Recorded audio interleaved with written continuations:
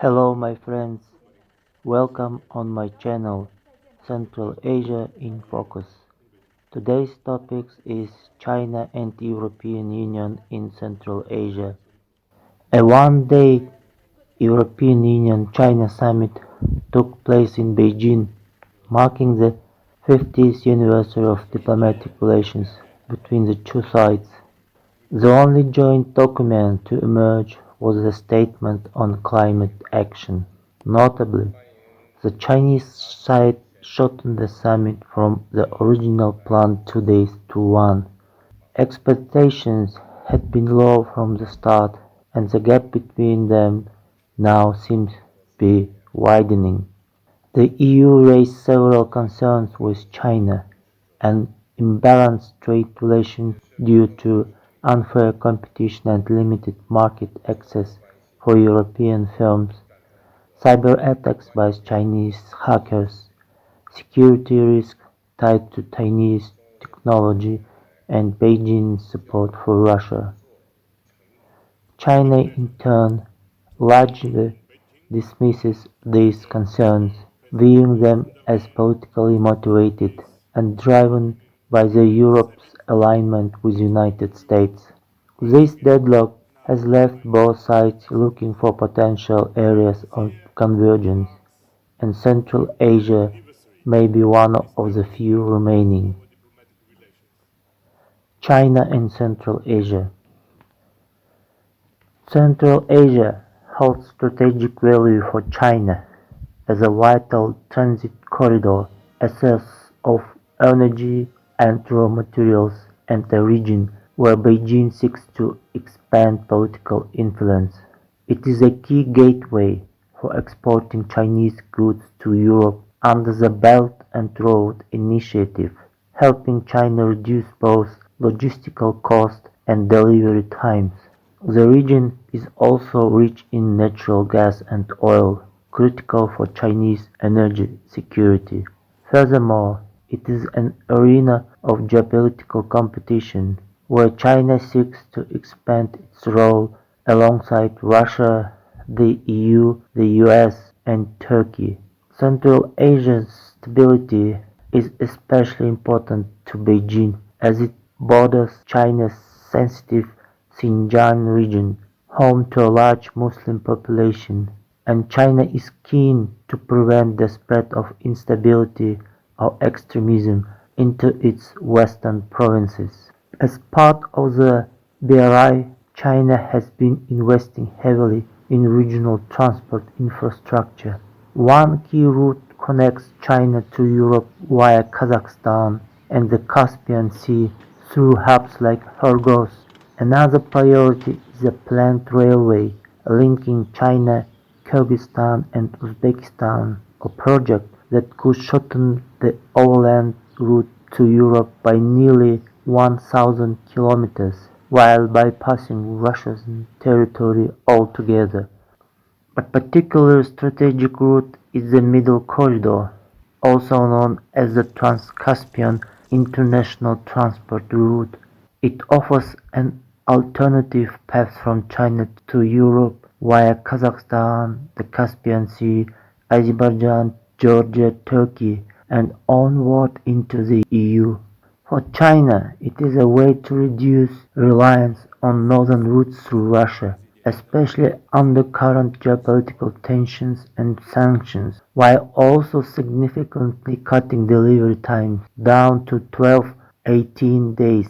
In recent years, Beijing has ramped up its investments along the corridor, modernizing ports like Aktau in Kazakhstan and Alyat in Azerbaijan, and supporting multimodal transport hubs and railway infrastructure. Since 2013, China has invested over $70 billion in Central Asia, according to various estimates, through a mix of loans, grants, and direct investments. The European Union and Central Asia. EU-Central Asia relations gained new momentum at the second high-level meeting between the two sides held on June 2, 2023 in Chobanata, Kyrgyzstan. This meeting marked a step forward in political dialogue, economic cooperation, and regional integration. The central theme was the development of the Middle Corridor, which is quickly becoming a cornerstone of the EU's Eurasian transport strategy. The Middle Corridor connects China and Europe through Kazakhstan, the Caspian Sea, the South Caucasus, Georgia and Azerbaijan, and then via either the Black Sea or Turkey into the EU. For the EU, the Middle Corridor offers a geopolitical and logistical alternative to routes crossing Russia and Belarus. In the context of the war in Ukraine and deteriorating ties with Moscow, the EU is working to diversify supply chains, reduce dependence on unstable routes, and build greater transport resilience. The corridor is also being integrated into the EU Global Gateway Initiative, which promotes sustainable, digital, and reliable infrastructure abroad. The EU sees it as a way to expand its economic footprint in Eurasia, enhance connectivity with Central Asia, and strengthen its own strategic autonomy. To support this, the EU has already taken concrete steps. Through Global Gateway, the EU allocates an initial €10 million to fund feasibility studies and upgrades for critical points along the route, including ports, rail hubs, and logistics centers. In April 2025, at the first full EU Central Asia Summit held in Samarkand, Uzbekistan, the EU announced a major €12 billion investment package as part of Global Gateway.